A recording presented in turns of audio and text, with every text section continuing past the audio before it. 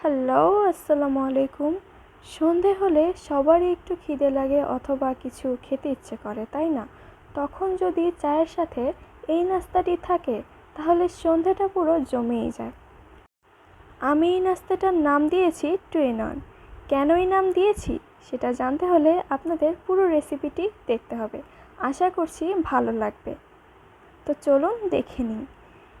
এজন্য আমি একটি ডিম নিয়ে নিয়েছি। ডিমে আমি 2 টেবিল চামচ পরিমাণ চিনি দিয়ে দেব। আপনারা আপনাদের স্বাদ মতো দিয়ে দেবেন। এরপরে একটু মিক্সড করে নিতে হবে। এরপর এখানে দিয়ে দেব 3 টেবিল চামচ পরিমাণ রান্নার তেল। রান্নার তেল দিয়ে আবার ভালোভাবে মিক্সড করে নিতে হবে। চিনি গলা পর্যন্ত মিক্সড করে নিতে হবে। চিনিটা গলে গেলে এবারে দিয়ে দেব সামান্য পরিমাণ লবণ দিয়ে আবার ভালোভাবে মিক্সড করে নিতে হবে। এরপরে দিয়ে দেব 1 চামচ পরিমাণ বেকিং পাউডার। আমি হাফ চামচ দিয়ে 2 বার দিয়ে দিয়েছি। এরপর আবার ভালোভাবে মিক্সড করে নিতে হবে।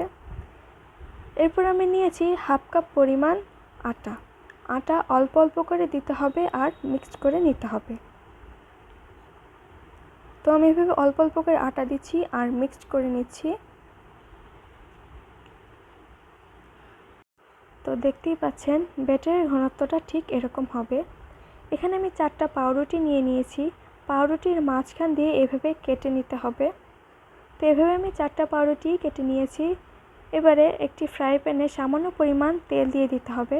তেলটা সামান্য গরম হলে সেখানে 2টো রুটি আমি দিয়ে দেব। এবারে পাউরুটির মাঝখানে আগে থেকে করে রাখা ব্যাটার আমি দিয়ে দেব।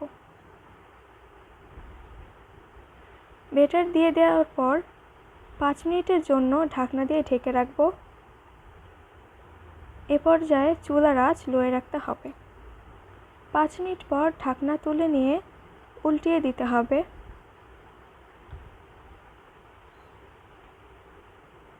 তো দেখতেই পাচ্ছেন এই পাশটা কত সুন্দর কালার চলে এসেছে। এরপর আবার 2 মিনিটের জন্য ঢেকে রাখব।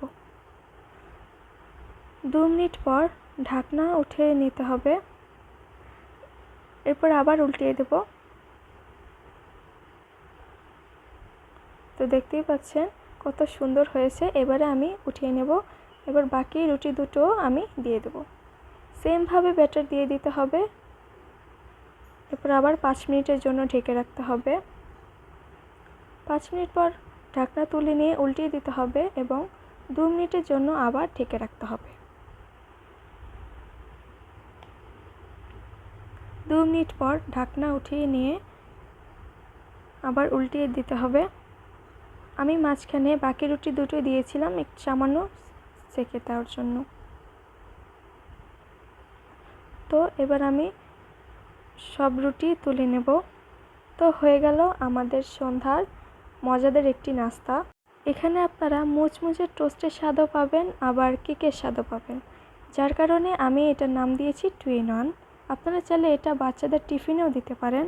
আপনাদের সুবিধার জন্য আমি মাঝখান দিয়ে কেটে দেখাচ্ছি। তো দেখতেই পাচ্ছেন কতটা সফট হয়েছে। আশা করছি আপনাদের কাছে ভালো লাগবে। ভালো লাগলে চ্যানেলটি সাবস্ক্রাইব করে রাখবেন এবং পেজটি ফলো দিয়ে রাখবেন। ভালো থাকবেন। আল্লাহ হাফেজ। আসসালামু আলাইকুম।